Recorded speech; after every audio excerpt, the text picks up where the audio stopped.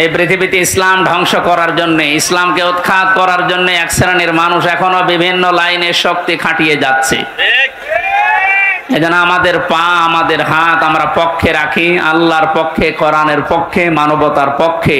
আল্লাহ তুমি তৌফিক দিও, আমিন। দ্বিতীয় নম্বরে সাক্ষী হয়ে দাঁড়াবে আপনার এই দুই কাঁধের উপরে যারা আছে এরা।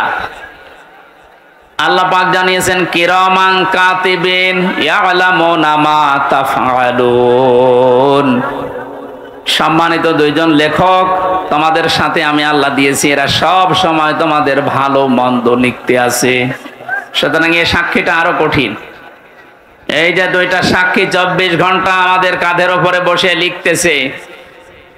আমার তো আফসোস হচ্ছে এই 15 বছরে অনেকের অনেক কিছু লেখা হয়েছে কিন্তু প্রকাশ হয়নি, তাই ধরা পড়েনি। টাকলা মোরাদের নাম শুনেছি আমরা। এই লোকের মাত্র 6 মিনিট 8 সেকেন্ডের একটা অডিও কল রেকর্ড ফাঁস হওয়ার কারণে তার সব চলে গেছে। এরকম বহু কল রেকর্ড ফাঁস হওয়ার অপেক্ষায় এখন সামনে আছে। ভাতের হোটেলের মালিক হারুনের মাত্র কয়েক সেকেন্ড, সব হারিয়েছে। আমরা হাসির জন্য বলছি না, আমাদের এখানে হাজারো মানুষ যারা অনেকের এরকম রেকর্ড আছে যেন ফাঁস না হয়। এই সমস্ত দুর্বৃত্তদের থেকে শিক্ষা নেওয়া দরকার। আমাদের জীবনেও বহু রেকর্ড আছে, ওর 6 মিনিট 8 সেকেন্ড ফাঁস হয়ে যদি সব হারায়, কিয়ামতের ময়দানে এই যে দুইজন বসে আছে এরা কিন্তু সব ফাঁস করবে। না জানি আমাদের আবার সব হারিয়ে যায় কিনা। 3 নম্বরের সাক্ষীর কথা আমি পেয়েছি। এই যে জমিনে বসে আছে, এই জমিনটা কিয়ামতে সাক্ষী দেবে, মহেশপুরের এই জমিন। আখরাজাতিল আরদু আসকালাহা। আল্লাহ পাক বলেন মাটির ভেতরে যা আছে সব সেকাল, সবগুলো বোঝা জমিন সেদিন বের করে দেবে। সুতরাং এখানে বসে আছি, এই জায়গাটুকু যেন কিয়ামতে আমার পক্ষে দাঁড়ায়, বলেন আমিন। এরপরের সাক্ষী হচ্ছে আল্লাহ আমার আমল নামা, যেটা আজকের তেলাওয়াতকৃত আয়াত দিয়ে আমরা যেটা আরম্ভ করবো ইনশাআল্লাহ। সূরা বনী ইসরাইলের 14-15 নম্বর আয়াতে আল্লাহ জানিয়েছে, ইকরা কিতাবাকা কাফা বিনাফসিকা আল-ইয়াওমা আলাইকা হাসিবা। না, একটু কথা বন্ধ করেন, আপনার গোনা হয়ে যাচ্ছে। মনে করছেন আমার কষ্ট হচ্ছে, আমার গোনা হবে না, আপনার গোনা হচ্ছে। ভাই, কোরআনের আলোচনা আরম্ভ হলে আল্লাহর ঘোষণা হচ্ছে চুপ থাকা লাগবে, শোনা লাগবে। পরিবেশ এখন এরা কি করবে? আর জায়গা নেই, এই জন্য যেখানে দাঁড়িয়ে আছেন, বসে আছেন, শুয়ে আছেন, থাকেন, কথা শোনেন। আবার বলছি চুপ করেন, কথা বলা যাবে না ভাই। মোবাইলে রেকর্ড হচ্ছে, ওটা কালকে আপনি ইন্টারনেট থেকে নামিয়ে নেবেন, দেখতে পারবেন। আর পরে যারা দেখতে পাননি, আমি এখানে বসে থাকবো, দেখে তারপর বাড়ি যাবেন। কি বলবো আর করেন, এই কথা কানে আসলে আমি হারিয়ে ফেলবো। কথা বন্ধ করেন। এমনিতে 3 বছর জেলে থাকার কারণে অনেক কিছু হারিয়ে গেছে, অনেক কিছু আমি হারিয়ে ফেলেছি। কারণ আগে যা মুখস্থ করতাম 10 মিনিটে, এখন 10 দিনেও হচ্ছে না। কারণ ওরা এমন এমন খাবার খাওয়ায়, ওগুলো খেলে মানুষের ভেতরে কলকব্জা সব নষ্ট হয়ে যায়। আমি অনেক কিছু হারিয়েছি, আর হারাতে চাই না। আপনারা একটু আমাকে সুযোগ করে দিন কোরআনের কথাগুলো বলার। কথা বলবেন না, যাই করেন কথা বলবেন না, ইশারায় করবেন। আমল নামাটা হাতে দিয়ে আল্লাহ পাক বলবেন পড়ো, লোকটা পড়তে থাকবে।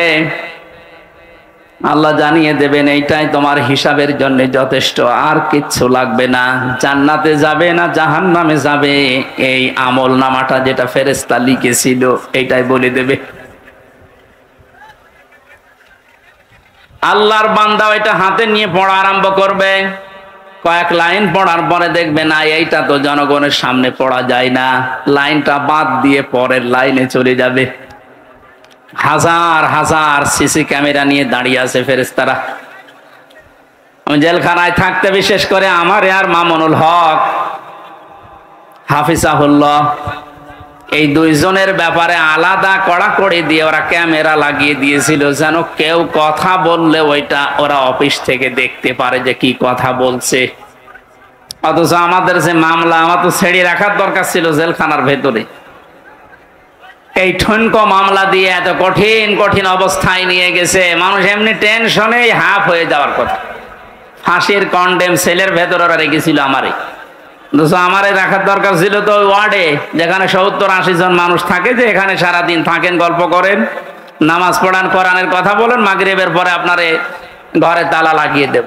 24 ঘন্টা, এদিকে 2.5 হাত, এদিকে 3.5 হাত তালা লাগিয়ে দিত, থাক, কোনো যোগাযোগ নেই, যোগাযোগ বিচ্ছিন্ন। এই কঠিন অবস্থায় রাখার কারণে আমি বাস্তবতা একটা জিনিস টের পেয়েছি। কিয়ামতের ময়দানের এই যে আল্লাহ আমল নামাটা হাতে দিয়ে বলবে যখন পড়, এই লাইনটা আসলে যারা এই জুলুমের সাথে সম্পৃক্ত ছিল, ওই জুলুমের কথাটা ওরা পড়তে চাবে না। কোন লজ্জায় পড়বে, হাজার হাজার মানুষ তার সামনে থাকবে। আল্লাহর ফেরেশতারা ডাক দিয়ে বলবে, না, আজকে আর ফাঁকি দেওয়ার কোনো রাস্তা নেই। কত ক্যামেরা সামনে, সব ফেরেশতারা দেখছে, পড়ো, এই লাইনটাও পড়ো, বিনা কারণে মানুষকে কেন কষ্ট দিয়েছিলে এইটা পড়ে শোনাও। যারা কষ্ট দিলেন এই 17 বছর, হাজার হাজার লক্ষ লক্ষ মানুষকে, আপনার বিবেকের কাছে বলেন তো, আপনি কি পড়তে পারবেন কিয়ামতে ওই লাইন? পারবেন না।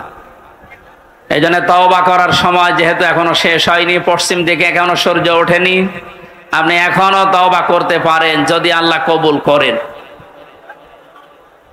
কিন্তু দুঃখজনক হলো সত্য একটা ভয়ঙ্কর তথ্য, আল্লাহু লা ইয়াহদিল কওমাজ জালিমিন, জালেমদেরকে আল্লাহ হেদায়েত দেয় না। আপনার কপালে যে কি আছে, নিজের কপালে আপনি নিজে কোড়াল মেরেছিলেন। আপনার জন্য এখন আমরা যারা মুসলিম, আমাদের আফসোস হচ্ছে যে আপনি কি করলেন, দুনিয়াও শেষ করে দিলেন, আপনার আখিরাতটা ধ্বংস অলরেডি হয়ে গেছে। আপনার থেকে আমরা শিক্ষা নিতে চাই, আমাদের বাকি জীবনে যেন আমরা এমন কোনো কাজ না করি যেটা আমি জনগণের সামনে পড়তে পারবো না, ঠিক আছে? তাহলে এই মাহফিল সাকসেস হবে। তাছাড়া আমি একেবারে হাব্বা জাব্বা দিয়ে স্টেজ সব ভেঙে ফেললাম, কোনো কাজ আছে?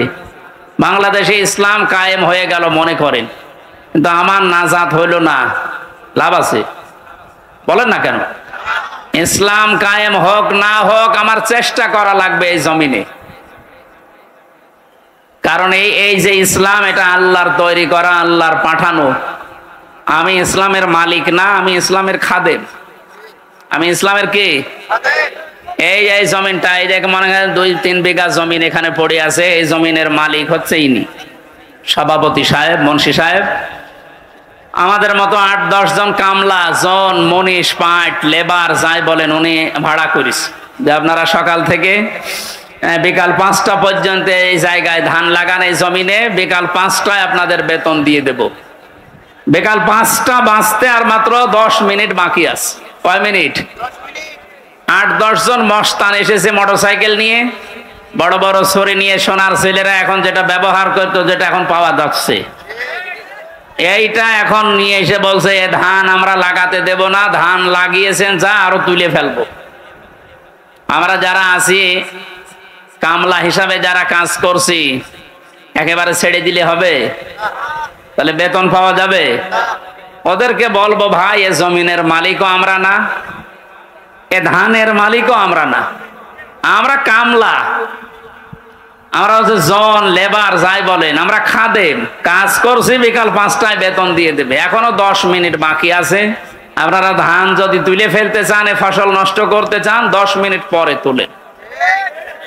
অবশ্য ঠিক এইরকম কামলা নেওয়া যায় না? ঠিকই বলিস, কারণ জমি তো আমার না, এ ধানও আমার না, তুলে ফেলেন, আমার অসুবিধা নেই, 10 মিনিট পরে।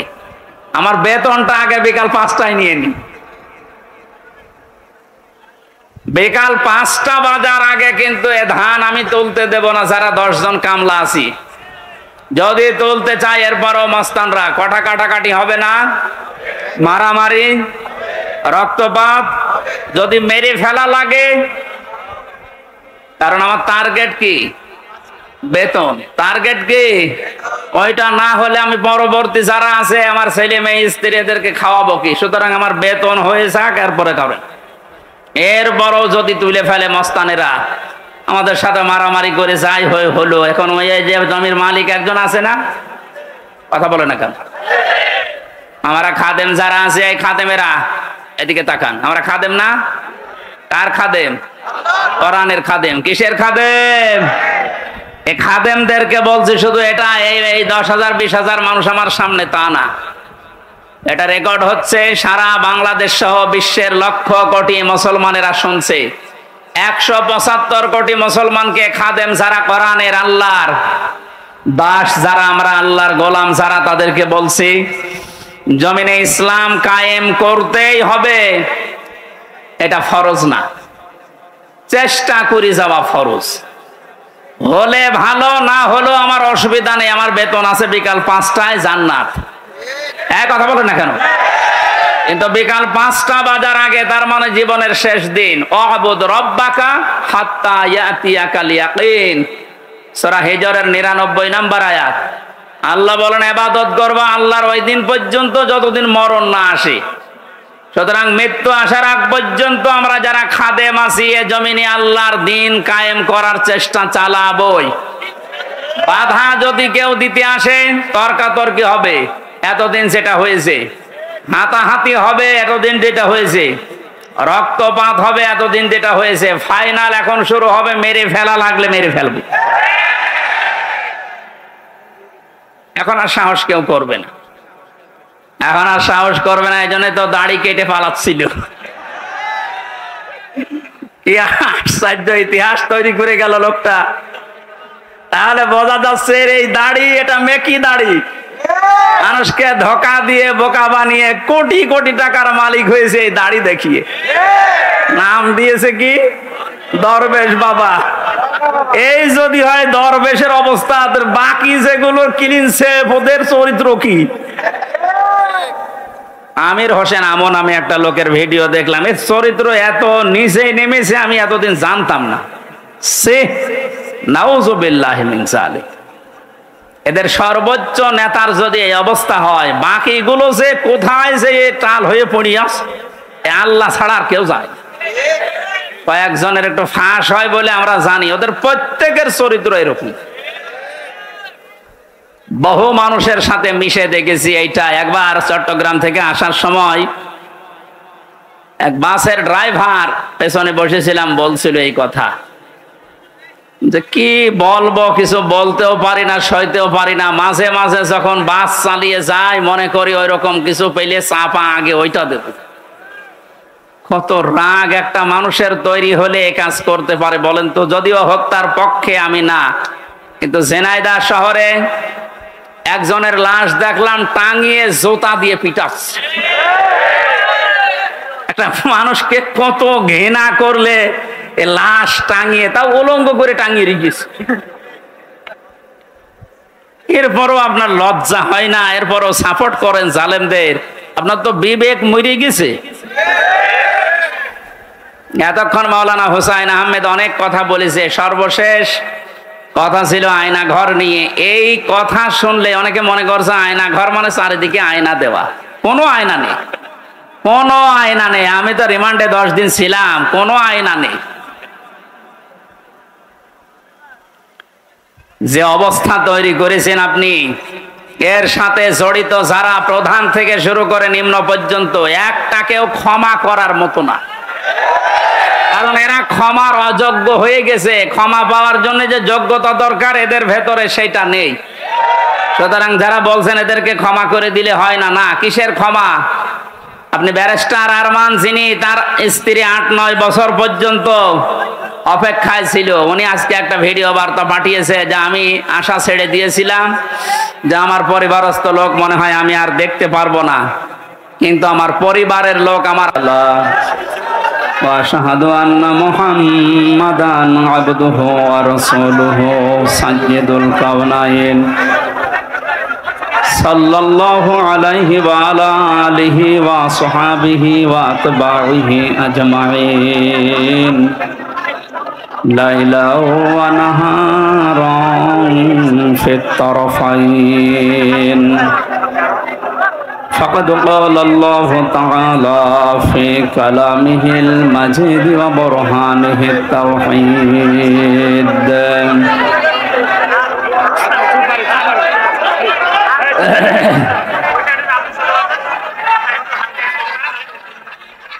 أعوذ بالله من الشيطان الرجيم বিসমিল্লাহির রহমানির রহিম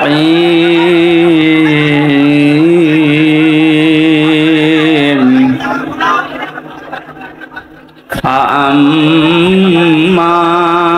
মান উতিয়া কিতাবাহু বিয়ামিনিহি ফায়াকুলু হাউম ইকরাউ কিতাবিয়া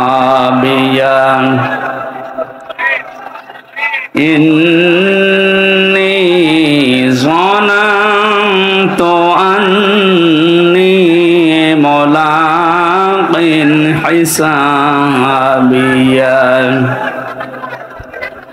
فهو في عيشة راضية في جنة عالية قطوفها دانية كلوا واشربوا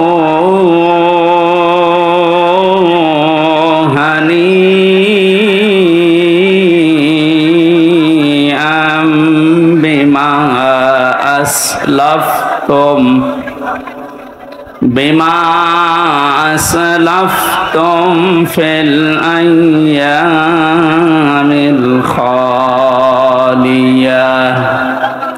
صدقت يا ربنا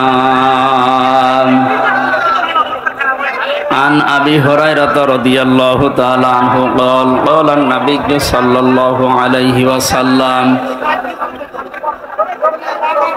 ما تزال قدم بني آدم عبد يوم القيامة حتى يسأل عن 50 عن عمره فيما أفنى وعن شبابه فيما أبلى وعن ماله من أين اكتسبه وفيما أنفقه وعن علمه ماذا عمل فيه متفق عليه وقال تعالى في شان رسوله إن الله وملائكته يصلون على النبي يا أيها الذين آمنوا صلوا عليه وسلموا تسليما اللهم صل على سيدنا এটা কি ঘুরিয়ে দেন তো আমার কানের দিকে এটা ঘুরিয়ে দেন ওয়ালালি সাইয়্যিদিনা মাওলানা মুহাম্মদ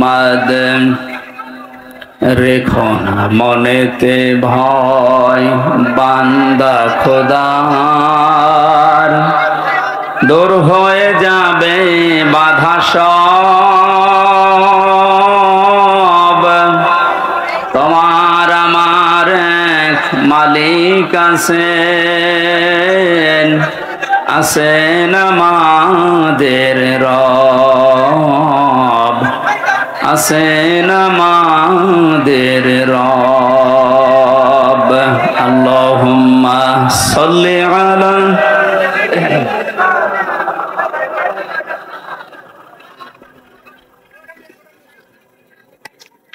জ্ঞান সব বেশি হয়ে যাচ্ছে এই সাউন্ড বক্সটা নিচে নামিয়ে দিন এটা সরান গাছ ফেলে দিন এত সাজগোজ লাগবে না জান দেন এটা নিচে নামিয়ে দেন তো এটা নিচে নামিয়ে দেন হ্যাঁ দেন তাড়াতাড়ি করে তার দেখে নামিয়ে ওই নিচে নামিয়ে দেন এক জায়গায় দেন অথবা ভাই ছেলে পেছনে দাও ওই পেছনে দাও ওই পেছনে দাও দাও দাও দাও দাও এই ফ্যানের ওই কোলে দাও কথা বলা যাবে না ভাই এই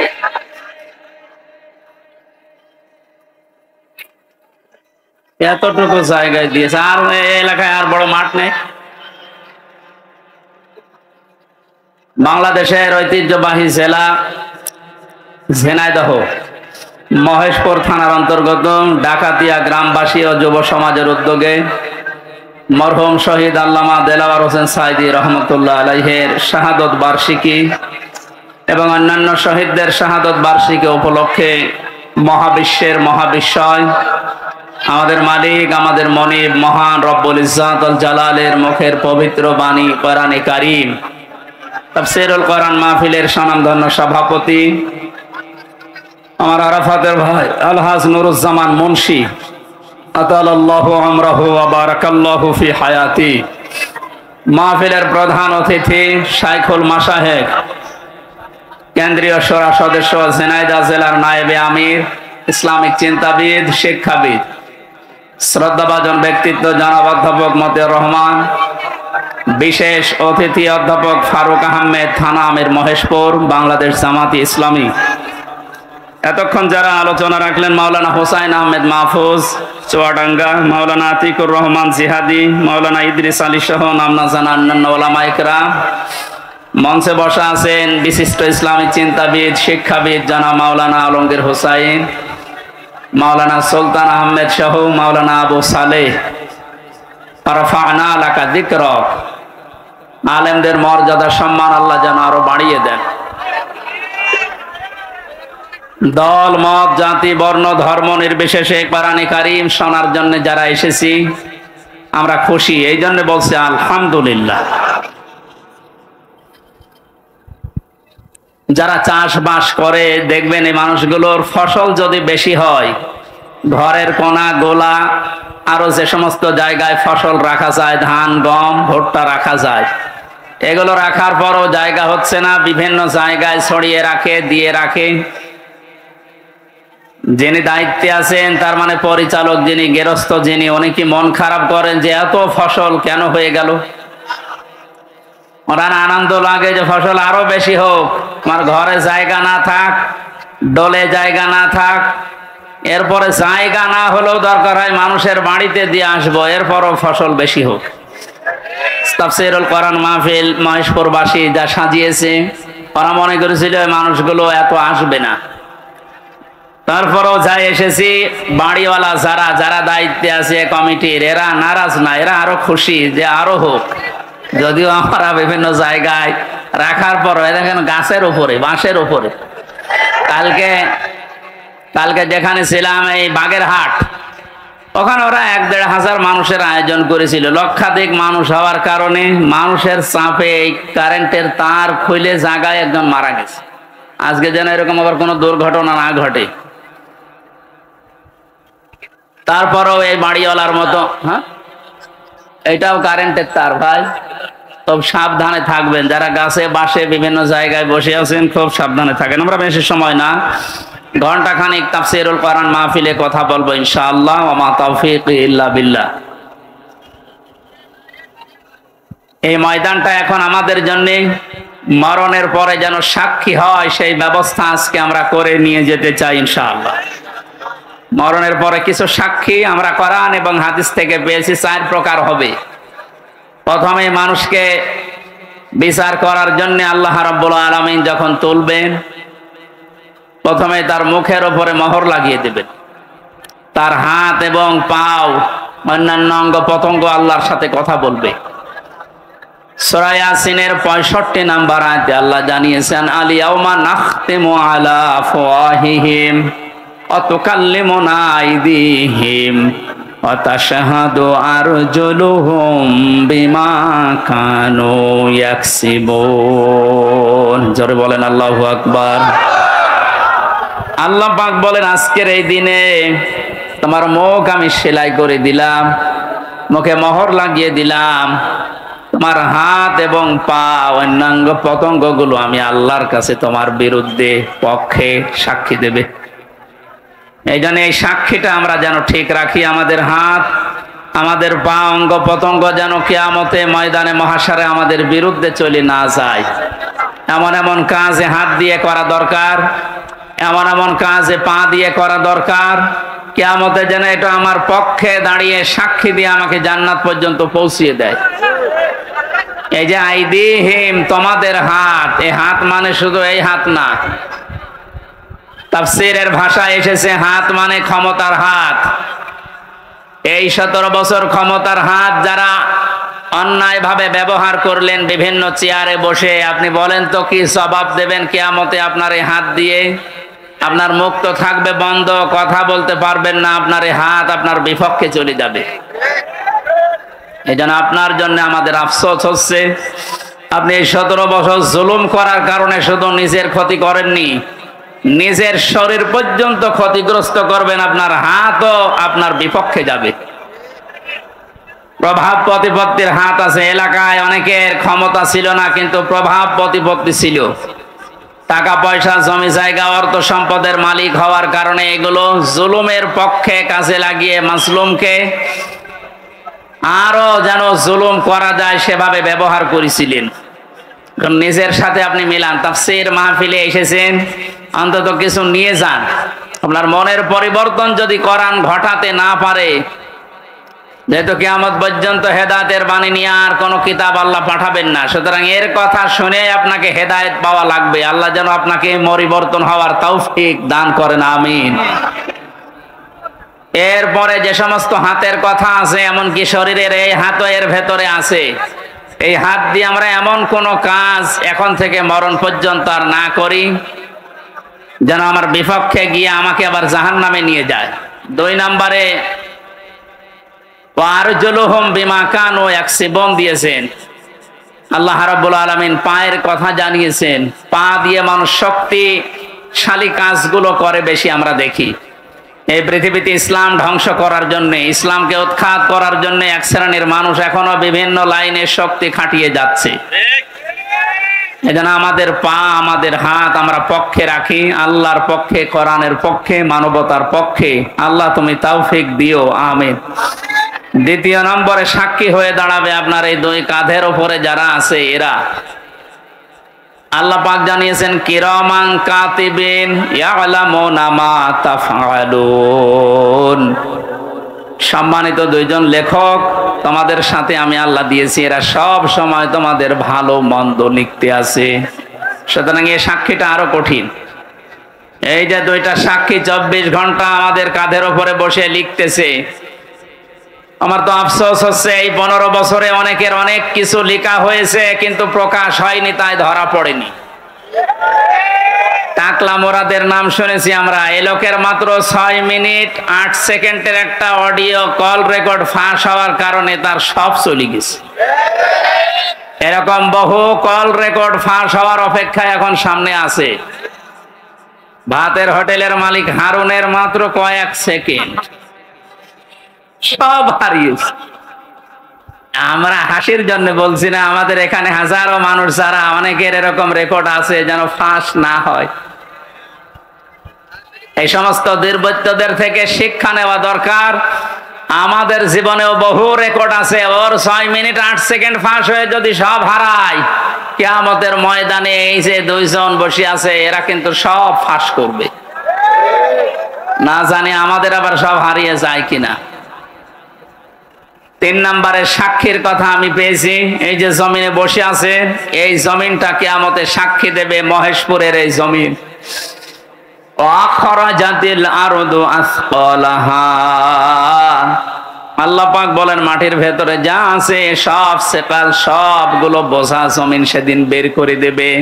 সুতরাং এখানে বসে আছি, এই জায়গাটুকু যেন কিয়ামতে আমার পক্ষে দাঁড়ায়, বলেন আমিন। এরপরের সাক্ষী হচ্ছে আল্লাহ আমার আমল নামা, যেটা আজকের তেলাওয়াতকৃত আয়াত দিয়ে আমরা যেটা আরম্ভ করবো ইনশাআল্লাহ। সূরা বনী ইসরাইলের 14-15 নম্বর আয়াত আল্লাহ জানিয়েছে, ইকরা কিতাবাকা কাফা বিনাফসিকা আল-ইয়াওমা আলাইকা হাসিবা। না, একটু কথা বন্ধ করেন, আপনার গোনা হয়ে যাচ্ছে। মনে করছেন আমার কষ্ট হচ্ছে, আমার গোনা হবে না, আপনার গোনা হচ্ছে। ভাই, কোরআনের আলোচনা আরম্ভ হলে আল্লাহর ঘোষণা হচ্ছে চুপ থাকা লাগবে, শোনা লাগবে। পরিবেশ এখন এরা কি করবে? আর জায়গা নেই, এই জন্য যেখানে দাঁড়িয়ে আছেন, বসে আছেন, শুয়ে আছেন, থাকেন, কথা শোনেন। আবার বলছি চুপ করেন, কথা বলা যাবে না ভাই। মোবাইলে রেকর্ড হচ্ছে, ওটা কালকে আপনি ইন্টারনেট থেকে নামিয়ে নেবেন, দেখতে পারবেন। আর পরে যারা দেখতে পাননি, আমি এখানে বসে থাকবো, দেখে তারপর বাড়ি যাবেন। কি বলবো আর করেন, এই কথা কানে আসলে আমি হারিয়ে ফেলবো। কথা বন্ধ করেন। এমনিতে 3 বছর জেলে থাকার কারণে অনেক কিছু হারিয়ে গেছে, অনেক কিছু আমি হারিয়ে ফেলেছি। কারণ আগে যা মুখস্থ করতাম 10 মিনিটে, এখন 10 দিনেও হচ্ছে না। কারণ ওরা এমন এমন খাবার খাওয়ায়, ওগুলো খেলে মানুষের ভেতরে কলকব্জা সব নষ্ট হয়ে যায়।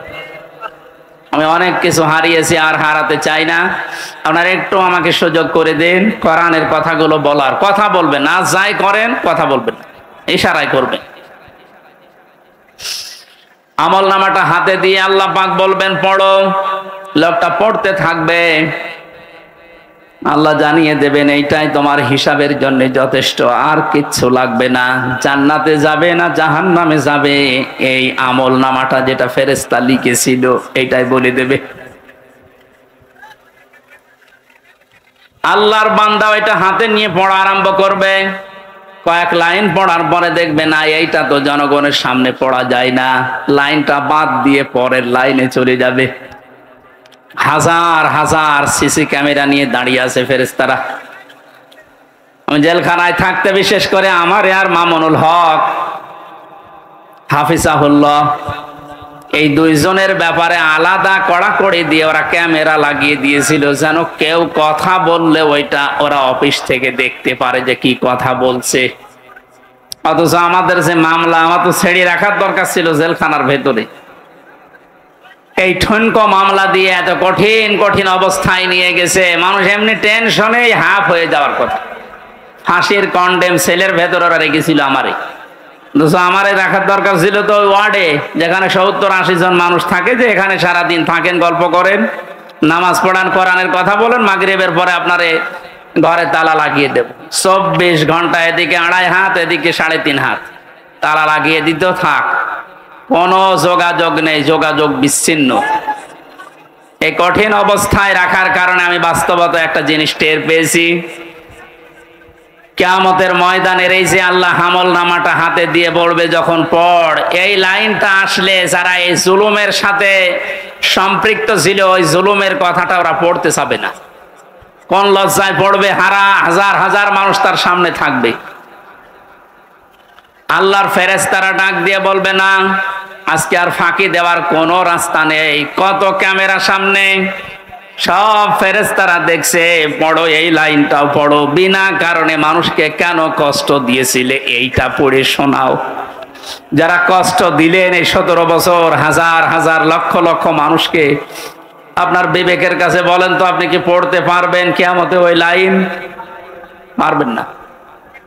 এই জন্য তওবা করার সময় যেহেতু এখনো শেষ হয়নি, পশ্চিম দিকে এখনো সূর্য ওঠেনি, আপনি এখনো তওবা করতে পারেন যদি আল্লাহ কবুল করেন। কিন্তু দুঃখজনক হলো সত্য একটা ভয়ঙ্কর তথ্য, আল্লাহু লা ইয়াহদিল কওমাজ জালিমিন, জালেমদেরকে আল্লাহ হেদায়েত দেয় না। আপনার কপালে যে কি আছে, নিজের কপালে আপনি নিজে কোড়াল মেরেছিলেন। আপনার জন্য এখন আমরা যারা মুসলিম, আমাদের আফসোস হচ্ছে যে আপনি কি করলেন, দুনিয়াও শেষ করে দিলেন, আপনার আখিরাত তো ধ্বংস অলরেডি হয়ে গেছে।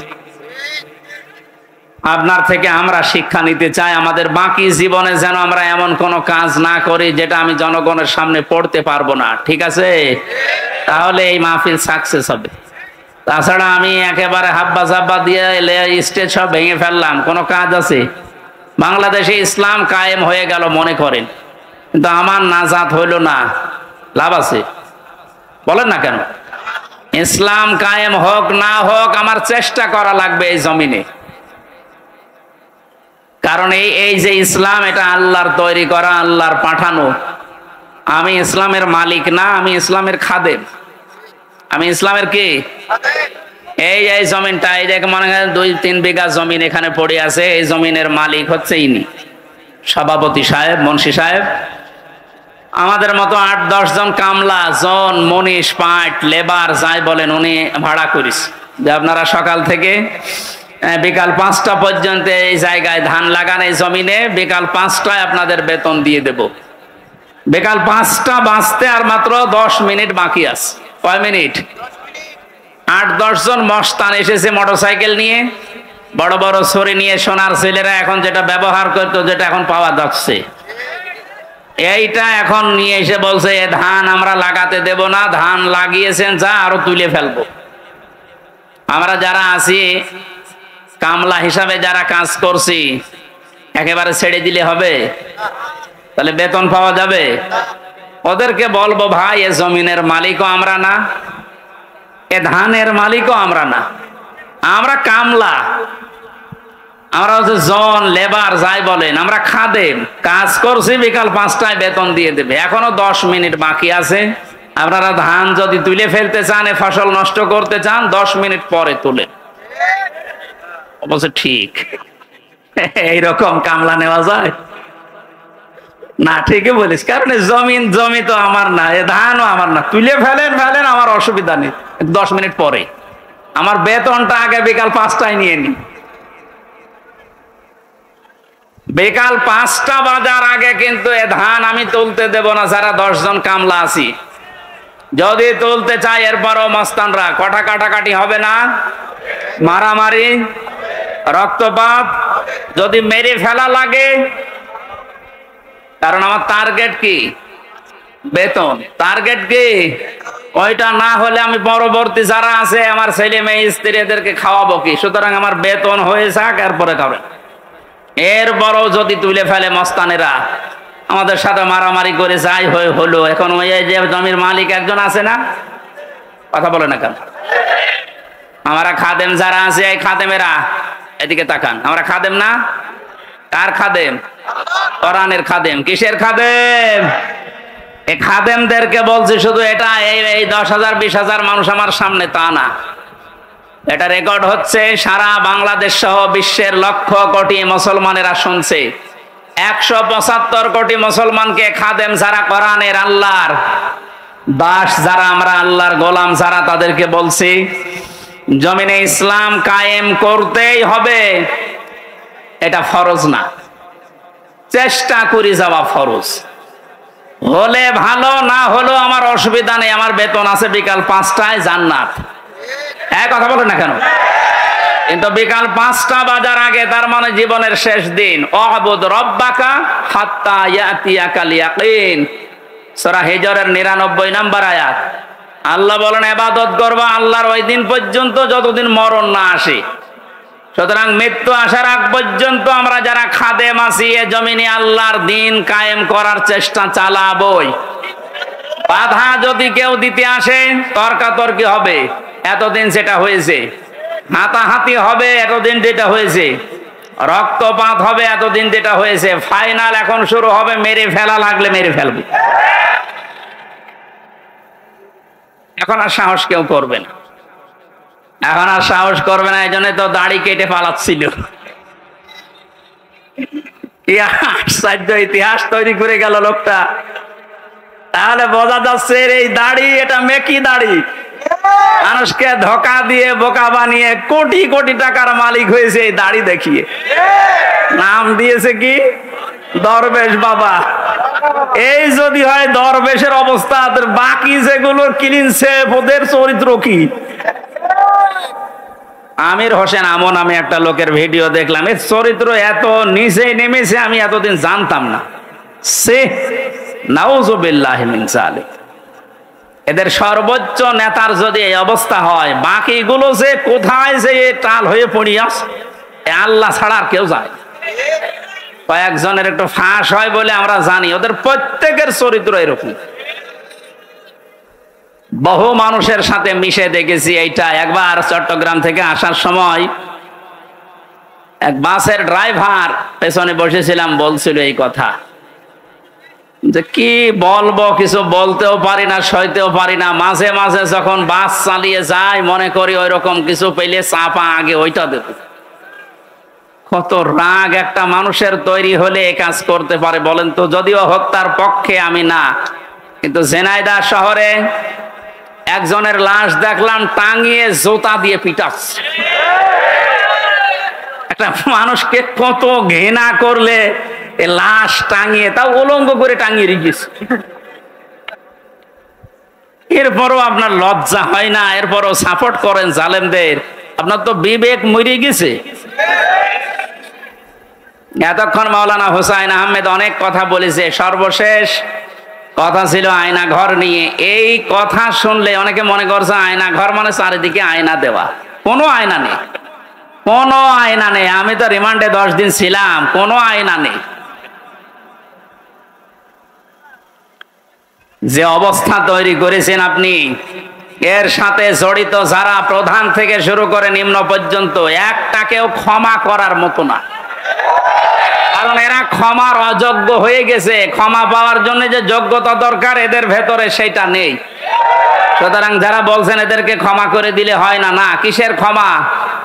আপনি ব্যারিস্টার আরমান, যিনি তার স্ত্রী 8-9 বছর পর্যন্ত অপেক্ষায় ছিল, উনি আজকে একটা ভিডিও বার্তা পাঠিয়েছে যে আমি আশা ছেড়ে দিয়েছিলাম যে আমার পরিবারস্থ লোক মনে হয় আমি আর দেখতে পারবো না, কিন্তু আমার পরিবারের লোক আমার।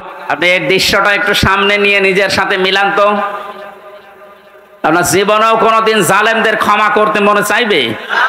কখনো চাইবেন। মানে বাস্তবতা টের পাচ্ছেন না, তাই 5 দিন 7 দিন 10 দিনে আপনার অবস্থা এরকম হয়ে গেছে। 8 বছর 10 বছর 12 বছর 14 বছর একজনকে মাটির নিচে এক ঘরের ভেতরে পচা খাবার দিয়ে আটকিয়ে রেখেছেন। আপনার বিবেক বলে কিছু আছে? আপনি জানোয়ার চাইতো খারাপ। মনে করলাম তাফসীর করবো কি করে? দৃশ্যগুলো সব এখন চোখের সামনে ভাসতেছে।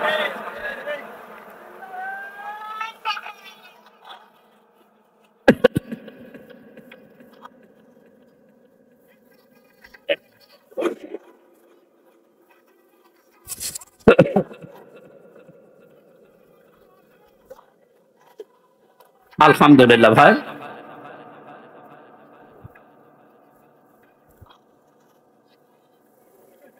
আমার ভাইরা, কোরআনে কারিমে আল্লাহ পাক জানিয়েছেন মায়াশফা শাফাআতান হাসানাতান ইয়াকুল্লাহু নাসীবুম মিনহা ওয়া মায়াশফা শাফাআতান সাজ্জিয়াতান ইয়াকুল্লাহু কিফলুম মিনহা ওয়া কানাল্লাহু আলা কুল্লি শাইইন মুকিতা।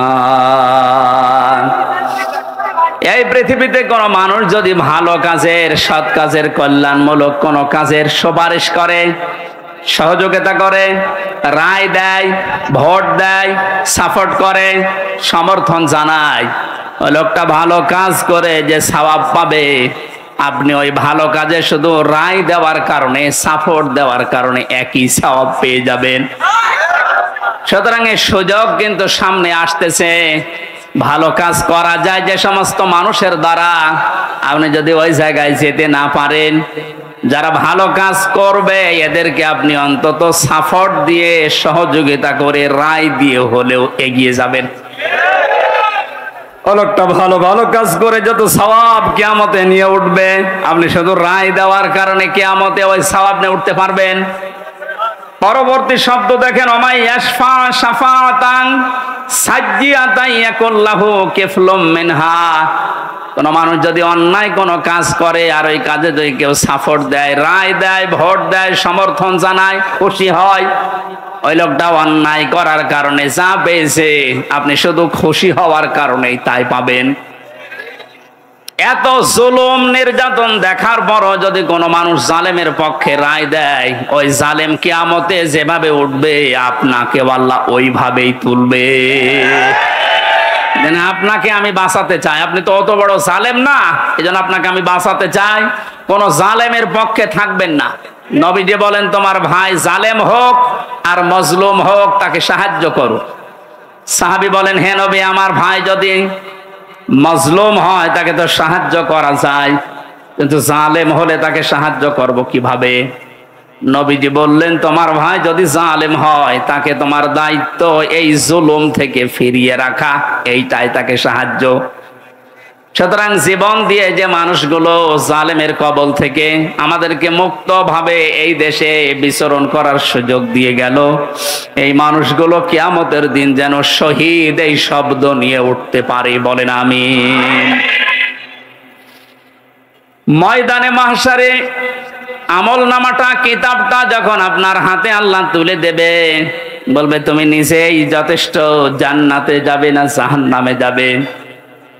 আমি আমার ইমান থেকে কথা বলছি, কারো দিকে না তাকিয়ে এবার নিজের দিকে আয়াতের সাথে মিলিয়ে বলেন তো, এখনই যদি মারা যান আর এই বইটা যদি আপনার সামনে তুলে ধরে বলে, বল হামজা তুই এইটা পড়ে যা, জান্নাতে যাবি না জাহান্নামে যাবি? কাবা শরীফ যখন তাওয়াফ করে মানুষ, আমি 16 সালে গিয়েছিলাম, গত বছরও গিয়েছি, বাস্তবতায় যেটা দেখলাম, ষষ্ঠ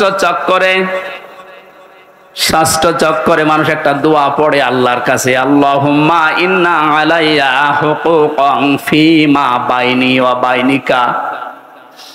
কাবার সামনে নিয়ে বলে, রব্বুল আলামিন তুমি আমার মালিক, আমি তোমার গোলাম, তোমার ভেতরে আমার ভেতরে বহু দেনা পাওনা আছে, আমি বান্দা হিসাবে, দাস হিসাবে, গোলাম হিসাবে যা যা পাবো তুমি সেই বীর্য থেকে শুরু করে হামজা বানিয়ে সব দিয়ে দিয়েছো।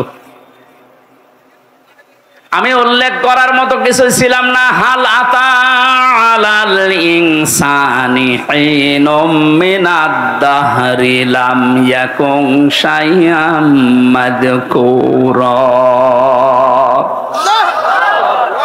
মানুষ কি একটু চিন্তা করে না যে জন্মের আগে, এ পৃথিবীতে আসার আগে উল্লেখ করব এমন কোন বিষয় লোকটা ছিল না? আজকে সভাপতির নামের নিচে দেখলাম লেখা বিশিষ্ট ব্যবসায়ী আলহাজ নুরুজ্জামান মুন্সি, কত সুন্দর নাম দিয়ে পেছনে ডিগ্রি লাগিয়ে দিয়েছে, উনি এই কাজ করে খায়। বয়স যদি এখন 60 বছর হয়, 61 বছর আগে এই নাম গন্ধ পৃথিবীর মানুষ জানতো? বলেন বলেন। শুধু এতটুকুই না, বাবার বীর্য যখন মায়ের রেহেমের ভেতরে দ্রুত গতিতে পাস হয়, আল্লাহ পাক বলেন ওই দিকেও একটু তাকাও, হাল ইয়ানজুরিল ইনসানু মিম্মা খুলিকা মিম্মা ইন দাফিকিন ইয়াখরুজু মিন বাইনিস সুলবি ওয়াত তারাইব। মানুষকে নজর করে দেখে না কি জিনিস দিয়ে তাকে বানালাম। বাবার স্ফলিঙ্গ দিয়ে দ্রুত গতিতে বের হয়ে যাওয়ায় না পাক পানিটা মায়ের রেহেমের ভেতরে জমা হয়। এই যে সলবন এবং তারাইব দিয়েছেন আল্লাহ। সলবন বলা হয় বাবার লজ্জা স্থান, তারাইব বলা হয় মায়ের লজ্জা স্থানকে। এই দুইটা শব্দ আমি তাফসীরের ভেতরে ব্যাখ্যায় পেয়েছি। আল্লাহ বাবার ক্ষেত্রে এক বচন দিয়েছেন, মায়ের ক্ষেত্রে বহু বচন দিয়েছেন। কেন দিলেন? তাফসীরে তাবারি মুফাসসিরে আয়াতের এই সলবন আর তারাইবের ব্যাখ্যা করতে গিয়ে লিখেছেন, পৃথিবীতে মানুষকে নিয়ে আসতে বাবার চাইতে মায়ের কমপক্ষে 3 গুণ কষ্ট বেশি হয়। এটা এখানে যত পুরুষ মানুষ আছি আমরা, সর্বোচ্চ 45 ইউনিট কষ্ট যদি আমাদের শরীরের ভেতরে কেউ এনে দেয়, আমি সঙ্গে সঙ্গে মারা যাবো, আর সহ্য করতে পারবো না। বিজ্ঞান জানিয়েছে পৃথিবীতে হামজাকে দুনিয়ায় আনতে তার মায়ের কমপক্ষে 57 ইউনিট কষ্ট সহ্য করা লেগেছে। 45 আসলে আমরা মারা যাব, অথচ উনি সহ্য করেছিলেন 57 ইউনিট। প্রতিটি জিনিস পরিমাপ করার একটা যন্ত্র আছে, কষ্ট মাপ দেওয়ার জন্য একটা যন্ত্র আছে, এটা ইউনিট দিয়ে মাপা লাগে। এই যে এই প্যান্ডেলটা যদি আপনাকে আমি মাপ দিতে বলি, দাড়ি পাল্লায় তুলে দেবেন কি দিয়ে? ফিতা লাগবে, গজ লাগবে, টেপ বলেন, এটা দিয়ে মাপতে দিলে আপনি মাপতে পারবেন এটা কয় গজ। পৃথিবীতে প্রতিটি জিনিস মাপার আলাদা আলাদা যন্ত্র আছে না নেই? কষ্ট মাপার জন্য 45 থেকে 57 আপনি হিসাব করেন। এতগুলো কষ্ট সহ্য করার পরেও শুধু শেষ করেননি। সূরা হাক্কাত 15, 16, 17, 18 এই আয়াতগুলোর তাফসীরে পেয়েছি, হামালাতুহু উম্মুহু কুরহা ওয়া ওয়াদাআতুহু কুরহা ওয়া হামলুহু ওয়া ফিসালুহু 30 শাহরা ইলা আখিরি আয়াত। আল্লাহ পাক বলেন তোর মা তোকে কষ্টের পরে কষ্ট সহ্য করে পেটে বহন করেছে, শুধু এতটুকু শেষ করেনি, ডেলিভারির যে কষ্টটা এটাও সহ্য করেছে, এতটুকুও শেষ করেনি, 2 থেকে 2.5 বছর পর্যন্ত বুকের দুধ খাওয়িয়েছে। কোন মানুষ যদি এই পৃথিবীতে বলে মায়ের কষ্ট ঋণ আমি শোধ করে দেব, বিশ্বনবী জানিয়েছেন জন্মের পরে যে 1 ফোঁটা দুধ তোমার মুখে মা দিয়েছিল ওই ঋণটাও কিয়ামত পর্যন্ত শোধ হবে না। মায়ের এই কষ্টের কথা শোনার পরে যে মানুষগুলোর ভেতরে আবেগ আপ্লুত হয়ে মায়ের কথা মনে হচ্ছে যে এই কষ্ট সহ্য করেছে আমার মা, অবশ্যই তাদের উচিত হবে আল্লাহর ইবাদতের পরে মা বাবার দিকে খেয়াল করা, তাদের খেদমত করা। কোরআনে কারীম জানিয়েছে ওয়াকাদা রাব্বুকা আল্লা তা'বুদু ইল্লা ইয়্যাহু ওয়া বিল ওয়ালিদাইনি ইহসানা। এদিকে তাকান, আল্লাহ আদেশ দিচ্ছেন, আমি রায় দিয়ে দিলাম। রায় দিচ্ছেন কে? আমি রায় দিয়ে দিলাম, লিখে দিলাম। এই যে কসম মানে ফায়সালা করে দেওয়া, রায় দেওয়া, লিখে দেওয়া, সিদ্ধান্ত জানানো। আমি আল্লাহ সিদ্ধান্ত নিয়েই ফেলেছি, রায় দিয়ে দিয়েছি যে আমার ইবাদতের পরে আর কারো ইবাদত করা যাবে না, আর মা বাবার খেদমত করা লাগবে, তাদের পেছনে খরচ করা লাগবে। মহেশপুর বাসী এখানে একটা শিক্ষা পেয়েছি আমি, আল্লাহর ইবাদত করা, আল্লাহর আইন মানা নফল না ফরজ? আরো জোরে বলেন। মা বাবার আইন মানা, আপনি আলেন আপনি কথা বলবেন, যারা জানেন না মুখ খুললেন কেন বলেন তো?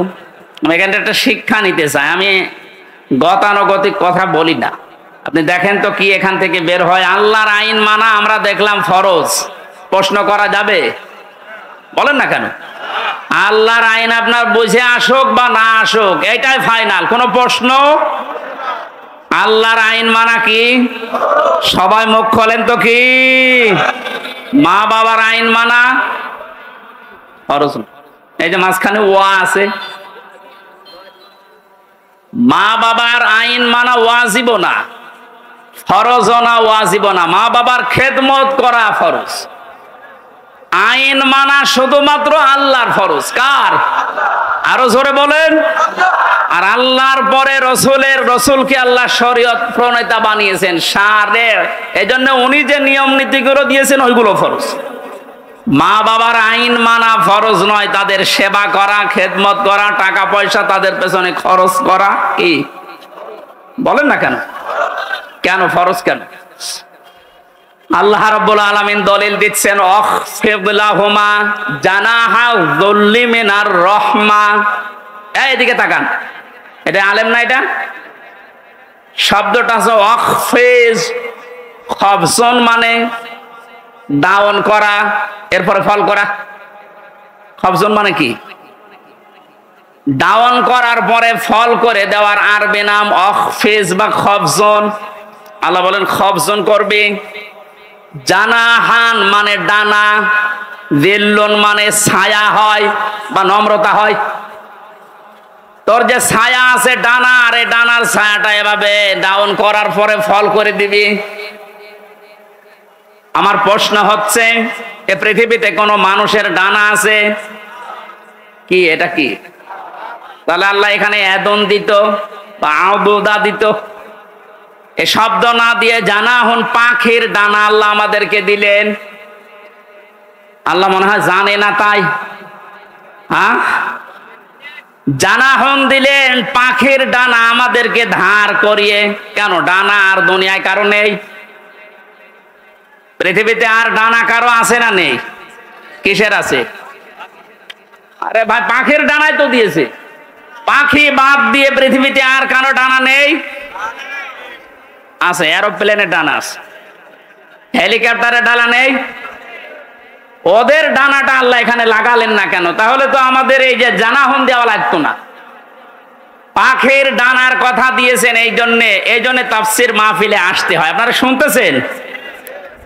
জানাহন শব্দটা আল্লাহ পাখির কাছ থেকে ধার করে আমাদেরকে লাগিয়ে দিলেন, কারণ আমাদের এই হাতের ভেতরে পর নেই। এর ভেতরে মোলায়েম কোনো কিছু নেই, সব শক্ত। পালক আছে, পর আছে, মোলায়েম করার কোনো কিছু নেই, এটা শক্ত। কিন্তু পাখির ডানার ভেতরে পর আছে, পালক আছে, একটার পরে আর একটা যখন লাগিয়ে দেয় সফট হয়ে যায়, কোমল নরম তুলতুলি হয়ে যায়। আল্লাহ এতটুকু শেষ করেন, জানাহাদুল্লি মিনার রহমা দিয়েছেন, যে পাখির ডানাটা শুধু ডানা এভাবে ডাউন করে না, ও যখন ডাউন করার পরে ফল করে দেয়, ওর নিচে পাখির বাচ্চাগুলো যাবার পর একটা কিচির মিচির আওয়াজ দেয়। বাংলাতে এটা বলে অনির্বচন সুখ। কি বলে? একটা অনির্বচন সুখ অনুভব করার কারণে ভেতর থেকে আওয়াজ হয় কিচির মিচির। আমরা মনে করি কিচির মিচির না, এ আনন্দটা, এ আওয়াজটা পাওয়ার জন্য না। কি করে কি হয়, আপনারা সব পিছান তো, এত আস্তে পিছালে হবে না, আরো পিছান, পিছান, আরো পিছান, আরো পিছান, যান, আরো এক হাত যান। এই ছেলে যাও যাও যাও, চেয়ার সরানো লাগবে না, তুমি নিজে সরো।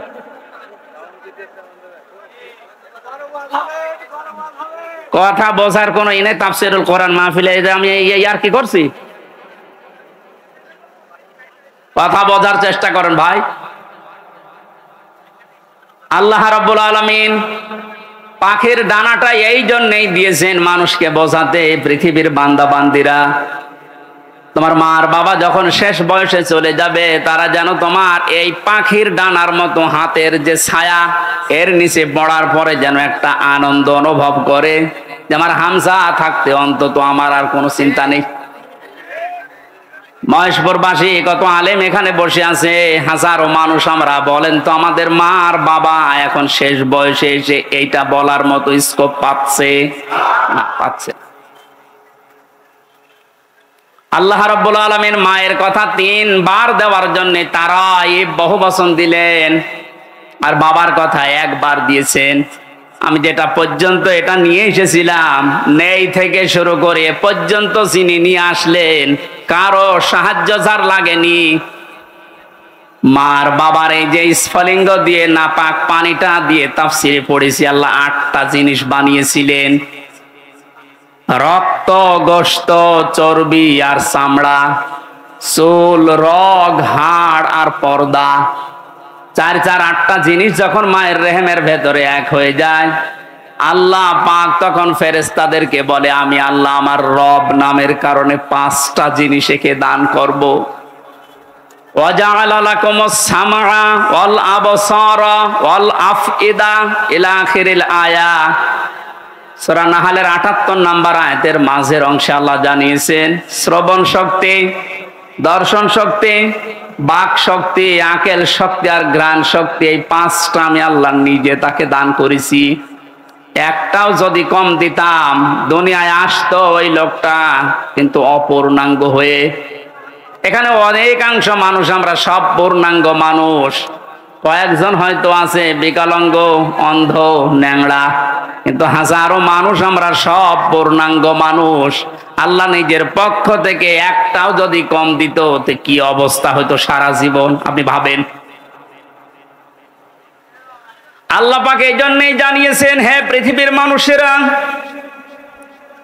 নেই থেকে শুরু করে উল্লেখ করার মতো একটা জায়গায় তোরে নিয়ে আসলাম, এরপরও আমার সাথে তোর নাফরমানি কমে না। কাইফা তাকফুরুনা বিল্লাহি ওয়া কুনতুম আমওয়াতান ইলা আখিরি আয়াত। বালাগাত মানতিক যারা পড়ায় বা জানে, কাইফা শব্দটা 11টা বিষয়ের আগে আল্লাহ ব্যবহার করেন। কাইফা শব্দের প্রথম ব্যবহার হচ্ছে মানতিকের কায়দায়। আল্লাহরও বিশ্বাস হতে চায় না এমন জায়গাকে আল্লাহ কায়ফা দিয়ে শুরু করেন। এটা এতক্ষণ যেটা বলছিলাম, বীর্য থেকে শুরু করে এ পর্যন্ত আনার পেছনে কারো কোনো অবদান নেই। মার বাবা শুধু এক বিছানায় ছিল, এতটুকু তাদের কাজ। বাকি যা করার বলেন তো কে করেছে? এই মানুষ এখান থেকে হামজা পর্যন্ত হবার পরে যখন নাফরমানি করে, তখন আল্লাহ কায়ফা শব্দ দিয়ে শুরু করেছেন, যে কি করে নাফরমানি করে আমারও বিশ্বাস হয় না। কাবার গেলাপ ধরে মানুষ কিন্তু ষষ্ঠ তক করে এইটাই বলে এসেছি আমরা, রব্বুল আলামিন, আমি তোমার গোলাম হিসাবে, বান্দা হিসাবে বহু কিছু আমাকে তুমি দিয়েছো, ওই যে বীর্য থেকে এ পর্যন্ত, কিন্তু তুমি আমার মালিক হিসাবে আমার তো কিছু দেওয়া দরকার। আমি তো কিছুই তোমার আজ পর্যন্ত দিতে পারলাম না। তবে একটা জিনিস আমার আছে পুঁজি, তোমার ওই রহমান, ওই গফফার, ওই গফুর নামের খাতিরে এই কাবা সামনে নিয়ে বলছে আমারে মাফ করে দাও।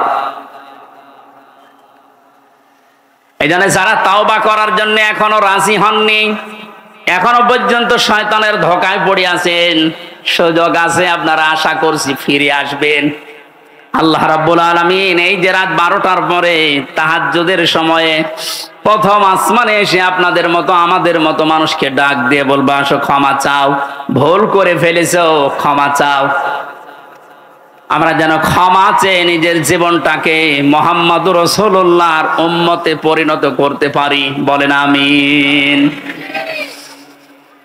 মহেশপুরবাসী বান্দা যখন এটা পড়তে পড়তে কিছুক্ষণ যাবার পরে দেখবে না লজ্জা লাগে, পড়ার মতো না, আল্লাহ পাক বলবেন না পড়া লাগবে।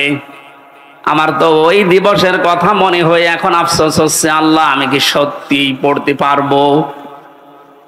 আমার এই 24 সালের এটা আগস্ট মাস, যদি আল্লাহ বলে প্রথম তারিখ পর্যন্ত তোরে মাফ করে দিলাম, চা তোর কোনো হিসাব নেই, শুধুমাত্র এই যে 17 তারিখ আজকে, এই 17 দিনের হিসাব দিয়ে জান্নাতে চলে যা। যত মানুষ এখানে আপনারা আছেন বুকে হাত দিয়ে বলেন তো 17 দিনের হিসাব এখনো জোগাড় করা সম্ভব হয়নি। অথচ যে হাদিস পড়েছিলাম নবীজি বলেন মা তাজালু কদামা বানি আদম আব্দি ইয়াউমাল কিয়ামাতি হাত্তা ইসালান খামসিন। কিয়ামতের এই কঠিন ময়দানে প্রতিটি মানুষকে আল্লাহ তার নিজের সামনে দাঁড় করাবেন, প্রত্যেককেই 5টা করে প্রশ্নের উত্তর জিজ্ঞাসা করবে। 5টা প্রশ্নের সঠিক জবাব দেওয়া ছাড়া কেউ সামনেও যেতে পারবে না, পেছনেও যেতে পারবে না, জায়গায় দাঁড়িয়ে থাকবে। শুধু মাইক ফাটিয়ে টেবিল ফাটিয়ে ফেলেন না, নিজের সাথে মিলান তো। জালেমদের কথা তো বাদই দিলাম, আমরা যারা মজলুম আছি তারা নিজেদের দিকে এই 5টা বিষয় একটু মিলাই। গোজামিল দিয়ে উত্তর দিলে হবে না, নকল করে গোপালগঞ্জের মতো পাশ করে চাকরি পেলে হচ্ছে না। আমরা A+ পাওয়ার পরও আমাদেরকে দেয় না, আর ওরা 2.5 পেয়ে চাকরি পেয়ে যাচ্ছে। কত দুর্নীতি হয়েছে আপনি এবার টের পাচ্ছেন। বাস্তবতায় মিলিয়েছেন আপনি একবারও যে এই লোকটা নিজে আল্লাহর সামনে দাঁড়িয়ে আছে? আপনি নিজে মনে করেন দাঁড়িয়ে যখন আছে, আল্লাহ জিজ্ঞাসা করছেন হামজা বলো তো দেখি, একটা জীবন দিয়েছিলাম 60 বছরের, এই 60 বছরে কি করলে, জবাব সঠিকটা দাও। 2 নম্বরের বিষয় আল্লাহ দিয়েছেন যুবকদের বিষয়, এবং সাবাবিহি ফিমা আবলা, একটা যৌবন কাল দিয়েছিলাম। 15 থেকে শুরু করে 45 বছরে যে বিশাল একটা যৌবন কাল, এটা কোন কোন কাজে লাগিয়েছে বলো? আর যেহেতু যুবকদের কারণে দেশটা স্বাধীন হয়ে গেল, এই যুবকগুলো নাই পার পেয়ে যাচ্ছে। আমরা যারা যুবক আছি এই স্বাধীন দেশে এখনো পর্যন্ত পরিবর্তন হচ্ছে না, কি জবাব দেব বলেন? আমার কিন্তু 60 বছরের ভেতরে যৌবন কালটা ছিল। আল্লাহ আলাদা করে যৌবন কালের কথা নবীজি বললেন কেন? এই কারণে জানিয়েছে, কারণ যুবকদের দ্বারাই সব কিছু পরিবর্ধন করা সম্ভব, যেটা আমরা দেখতে পেলাম। এই যুবকদেরকে আমি আজকে এই মাহফিলে আহ্বান জানাই, শুধু এইটাই না, যেহেতু পরিবর্তন হওয়া আরম্ভ হয়েছে, সংস্কার হওয়া শুরু হয়ে গেছে, আগামীর বাংলাদেশকে ইসলামের হাতে তুলে দিয়ে আপনারা ক্ষান্ত হবেন। যুবকরা যদি ইচ্ছা করে এটা করা সম্ভব কিনা বলেন তো?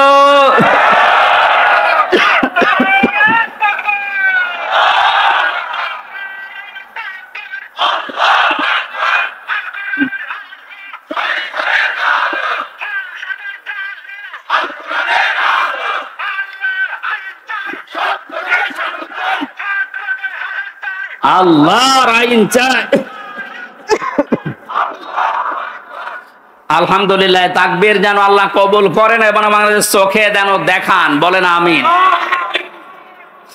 আজকে এই যে শেজিয়া বাজারে আমি আয়াতটা পড়েছিলাম, রাআইতান নাস ইয়াদখুলুনা ফি দীনিল্লাহি আফওয়াজা। হে নবী, আপনি যখন দেখবেন যে আল্লাহর সাহায্য এসে গেছে, তখন তো বিজয় হবে। দলে দলে পালে পালে মানুষ ইসলামে প্রবেশ করছে, যেটা আমরা এখন চর্মচোখে সারা বাংলাদেশে দেখতে পাচ্ছি। একটু যাদের বিবেক আছে, একদম মরে যায়নি, তারা আজ সবকিছু ভুলে ইসলামে চলে আসছে। কারণ ইসলামের মালিক ওরা জানে যে দেশে জামাত ইসলাম শিবির চরমনা এরা না, ইসলামের মালিক কে? আর যারা আমরা আছি, আমরা ইসলামের খাদেম। সুতরাং ইসলাম প্রতিষ্ঠা করতে গিয়ে, ইসলাম কায়েম করতে গিয়ে বিকাল 5টার আগে কাউকে আমরা আর ষড়যন্ত্র করতে দেব না ইনশাআল্লাহ। এই যে বিচারপতির নামে কলঙ্ক, মানব জাতি হিসাবে একদম কুলাঙ্গার এই যে মানিক। বিচারপতির নাম নিলাম এই কারণে, নাম নিয়েও গোনা হবে, কারণ এ মানুষের পর্যায়ে পড়ে না। ইসলামকে এই দুনিয়া থেকে মিটানোর জন্য, বিশেষ করে বাংলাদেশ থেকে যারা ভূমিকা পালন করেছে বেশি, তার ভেতরে এই অবৈধ বিচারপতি একজন। ওর কথাবার্তারা শুনলে শয়তান পর্যন্ত হাসে, বলে আল্লাহ তুমি আমারে শয়তান বানিয়েছো। এটা চোখে দেখনি? আমি মাঝে মাঝে ওরা দেখি আর ভাবি আমি তো শয়তান দেখি না, যদি দেখতাম মনে হয় এরকমই হইতো। একটা টাটকা নির্ভেজাল শয়তান। সুতরাং এরকম শয়তানের অনুসারী যারা আছেন, তরিন আফরোজ থেকে বহু শয়তানকে 15 বছর দেখলাম। এখন ইসলামের যে উর্বর ভূমি বাংলাদেশে হচ্ছে, চলছে, কায়েম হওয়ার পথে, বাধা দিতে আসলে কিন্তু বিকাল 5টার আগে কোনো ছাড় নেই। এটা তো গেল কামলাদের।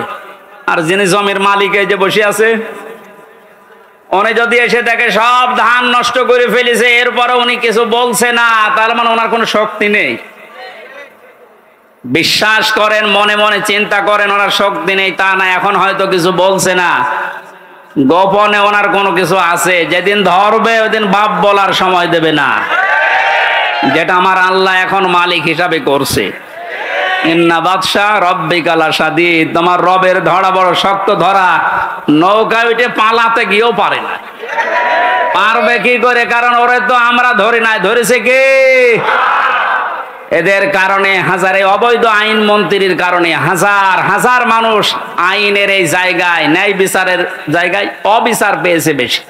তার বাস্তব প্রমাণ আমি নিজে না, সিএমএম কোর্ট, জজ কোর্ট, হাইকোর্ট মিলিয়ে আমার মামলা কতবার তুলেছে। এই যে আমার মামা বসে আছে, মামা শ্বশুর, আমার চাচা ছিল ঢাকায়, বাবা তো ওগুলো বোঝে না ভালো, রাত দিন দৌড় চাকরি করে বেটা, এরপরও রাত দিন এখানে ওখানে উকিল ধরে করবে কি?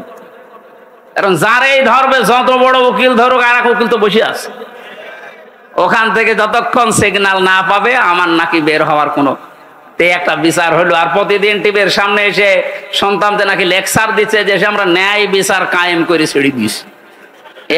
এই ন্যায় বিচার। আমার মতো মূল্য চুরির মামলায় যদি 30-32 বার হাইকোর্টে মামলা ওইটি জামিন না দেয়, কিসের ন্যায় বিচার? যেটা এখন সব পরিষ্কার হয়ে গেছে। 15 বছরে কোনো ন্যায় বিচারে দেশে কায়েম হয়নি, পুরাটা হয়েছে অবিচার। আল্লাহ যেটা নিজে এখন ধরিস। এই জন্য সাবধান, আল্লাহ এমনি কিছু বলছে না। অনেকে মনে করছে এত কিছু করে কিছু হয় না। এখন কিছু টের পাচ্ছেন? আলেমদের মাথায় দড়ি দিয়ে ছাগলের মতো, গরুর মতো যখন টেনে নিয়ে যেত ওই কোর্টে, বারান্দায় দাঁড়িয়ে অনেক শয়তান দেখলাম হাসতেছে আর টিপ্পনি কাটতেছে। যে দেশে আর হুজুর নেই, আমির হামজা, এই মাওলানা মামুনুল হক, এরে ধরলো, আর হুজুর নেই দেশে।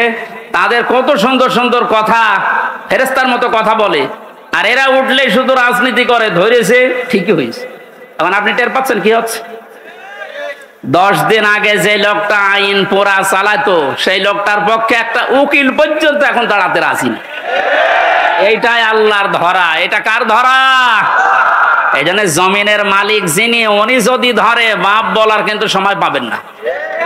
আমরা এখন এই আয়াতটা আবার বলছি, ভালো করে শুনবেন, গীবত করবেন না কিন্তু বাইরে যে। প্রতিটি জিনিস যদি পরিমাপ করার জন্য আলাদা আলাদা যন্ত্র থাকে, কিয়ামতের দিন আল্লাহ মিজানের পাল্লায় মাপ দেবে কি? আমল। আমল কি মাপ দেবে? বলেন বলেন। আমল মানে কাজ, আমল মানে আরো জোরে বলে। কাজ মাপার জন্য দাড়ি পাল্লা লাগে, ফিতা লাগে, লিটার লাগে, কি লাগে?